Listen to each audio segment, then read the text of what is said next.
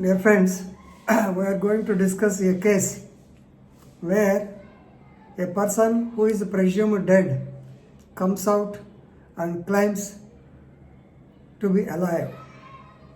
Of course, it happens only in movies, and sometimes way back there were cases in this regard.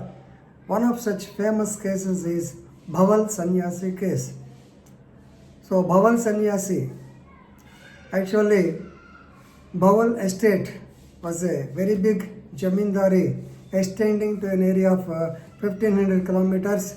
It is a sprawling area. Presently, it is located near Dhaka in Bangladesh. So, this particular Bhaval Sannyasi, we have to know his story. So, his original name is Ramendra Narayan Rai. Ramendra Narayan Rai. He is the second Kumar or second Zamindar for the particular area. Right? Of course, as an youngster, he had got all habits. I can say he has got all bad vices.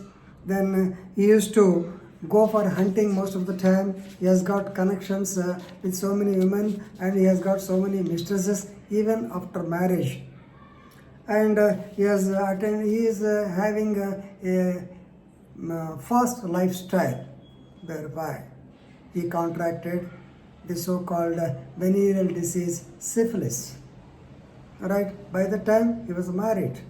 So most likely, I think by 1905 itself, he contracted the so-called disease, and in the year 1909, his wife Bibhavati Devi and her brother Sachin Banerjee, both of them, along with some others, took this man to Darjeeling for treatment. Since he is a Kumar, since he is a Raja, so they took him to that Darjeeling. Of course, that was at the time, it was a town-like place where treatment can be done for the so-called VD.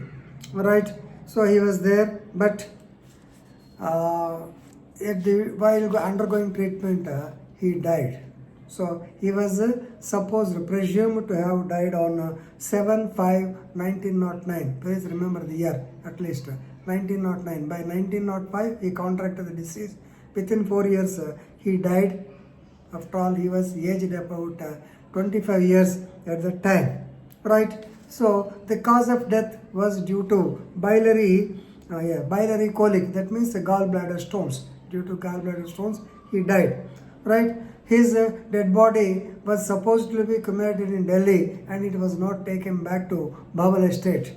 So, because he was suffering from that such bad disease, many people may not be interested to see much. Therefore, the body was cremated there. So, there ends the matter. Both Bibhavati Devi and brother came, and they, of course, she went to Dhaka and she wanted to stay along with her brother in her house, and of course maintaining the Bhaval estate. Of course, there are rumors that both the brother and sister, they are having the sexual perversion called as incest. Incest is the sexual relation between naturalists, that is prohibited relations. Right. So now everybody is under the impression that he died. But of course, rumors were running. Whether he died, what happened, entire why suspicion. Normally the body should have been brought to Bhaval estate. Why it was not brought, all these suspicions were there. But of course, they could not do anything because when the wife herself declares that her husband died, we can't do anything. So they came back, 20 years passed by, and the first Kumar and third Kumar, that means the generation, they expired without any hereditary, and ultimately the government of course at the time East India Company, slowly the England government, they took over, declaring it as intestate property. Since the property is there, they have taken over and they were giving something to this Bibhavati Devi. So they have taken. This is the thing. But now there is another twist. So another twist is like this. During India, his wife in 1920, right?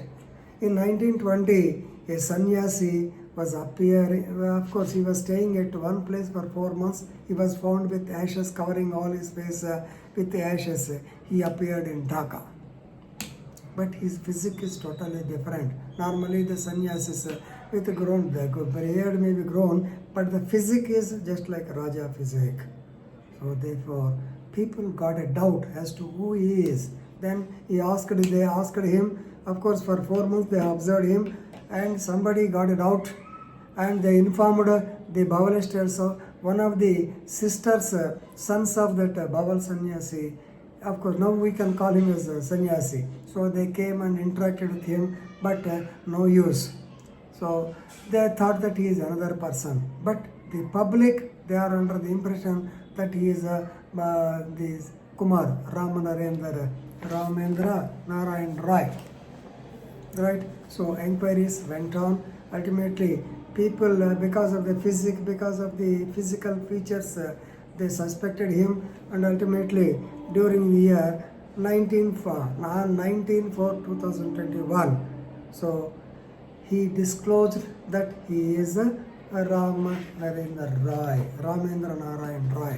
He disclosed. Of course, first he told them that he renunciated his family, all these things, but after persistent inquiries, he told them that he is the so-called estate second Rajkumar. Now it is a. So then what he disclosed as to what happened. Actually, he went to the district magistrate, the collector at that time, along with 2 lawyers, and he disclosed that his wife and her brother, they have poisoned him, and they have handed over the body for cremation.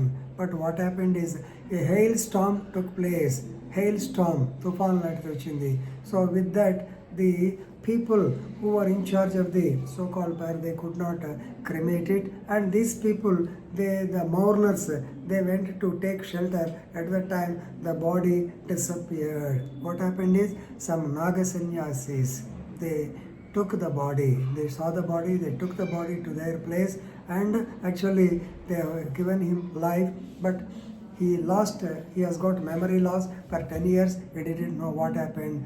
And he came back to Dhaka in 1920 or so. He regained his consciousness. His guru told him actually to tell the fact to the others, but he did not want to. Therefore, he did not disclose the truth. Only after persistent inquiries, he disclosed the truth. Now he came to the collector and he wanted to claim the property. Right. Now, his wife, she did not agree for this. She claimed that he is an impostor, means he is a cheat. Therefore, she filed the case against him. This case is popularly called as Srimati Bibhavati Devi versus Kumar Ramendra Narayan Rai and others, 1936. Of course, the case went on for 6 years. Of course, he died. So, right, anyway, the case went on. So when he has informed the collector, then actually they are enjoying the property. The government, England, they are enjoying the property. Therefore, of course, as a dutiful collector, he has enters the matter to investigators. But the investigators, of course, they have conducted their inquiries and they have given open statement that there is evidence to believe that his body was cremated at Darjeeling and he is an impostor. But still, he started fighting against him. He came to Dhaka. So of course, some of the Rajas, other Jamindaris also support him, and he became one of their members, and he fought the case till 1942. Of course, during the year 1942, when he went to the court, he has massive heart stroke and he died. Of course, his wife says that he, being an impostor, he has actually reached the so-called thing. Therefore, but here, the main point is the sisters, definitely they are satisfied. Sisters of Raja, they are satisfied and brought him to Dhaka. But his wife did not believe it, said that he is an impostor. Ultimately, he died on 12/8/1946 and the post-mortem was conducted. The forensic report, it is most important, the forensic report disclosed that all the features tallied and he is identified to be Ramendra Narayan Rai, who was the Bhaval sannyasi. So of course, after death only it is confirmed. This is a classic case. Normally, whenever we discuss about section 108 of the Indian Evidence Act, we know that if a person is not found, cannot continuously found for a period of 7 years, he is deemed to have died. Section 108 CRPC. And you may be remaining over the very famous case law R versus Tolson, Resina versus Tolton, 1889, where this Resina, that woman, she got married to the defendant in the year 1880 or so, I think 1880.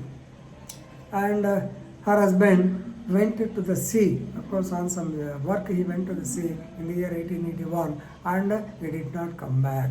And the people told her that he went to the sea, the ship might have met with some accident, and there is no, he died, and there is no hope of his coming back. She waited for 6 years. From 1881, she waited for 6 years, and maybe in the 1888, she got married to the other person, telling him about the first marriage and the missing of her husband also. Right? During the year 1889, her husband, he has come back. Tolson came back, and he filed a case of bigamy against his wife. And of course, when the case went on, the Privy Council took it as a mistake of fact. The case is best example for the mistake of fact, stating that since she was under the impression that he died because he did not come back within the stipulated period of the so-called 7 years as envisaged by the Evidence Act, there is every ground to believe that he died, and therefore she contracted the second marriage. So under mistake of law, mistake of fact, she is definitely, the general exception was there, and she was acquitted of the so-called bigamy. This is a classic example, very good case. R versus Prince and R versus Tolson, both of them are very good cases. So this Bhaval Sannyas case, please remember, of course, lot of films were also were taken on this issue. In our Telugu, there is a Telugu film, I believe, Raja Ramesh, almost is synchronized, acted by Akne Nageshwar and director V. Masudan Rao. Maybe in the 77 or so it came. It is also a replica of this thing. And Bhaval Sannyas case itself, it was taken in West Bengal also. Another film is there. So this is a film story. Anyway, somebody has put this in social media. Therefore, I am recalling. When we were students in the Police Training College, Anantapur, we were told about this case, and I am reminded, and I wanted to inform the youngsters, particularly the latest generation. Normally, you may be under the impression that a dead person cannot come alive. This is an exception for it. So, if you find time, please read the case of Bhaval Sannyasi. Otherwise, this case can be treated as Srimati Bibhavati Devi versus Kumar Ramendra Narayan Roy and others, 1936. Thank you.